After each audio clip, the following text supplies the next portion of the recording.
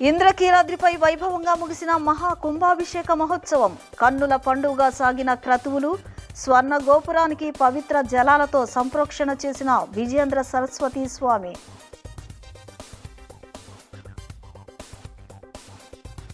అమరావతిలో ఘనంగా అంతర్జాతీయ మహిళా దినోత్సవం. స్త్రీలను ఉన్నత స్థాయికి చేర్చేందుకు అన్ని మార్గాలు అన్వేషిస్తున్నామన్న సీఎం చంద్రబాబు.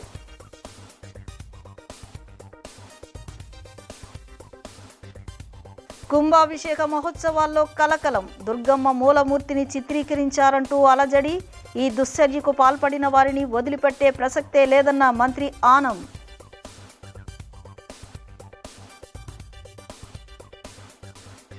నూజివీడులో అంగరంగ వైభవంగా అంతర్జాతీయ మహిళా దినోత్సవ వేడుకలు. మహిళా ప్రముఖులను సన్మానించిన మంత్రి కొలుసు పార్థసారథి.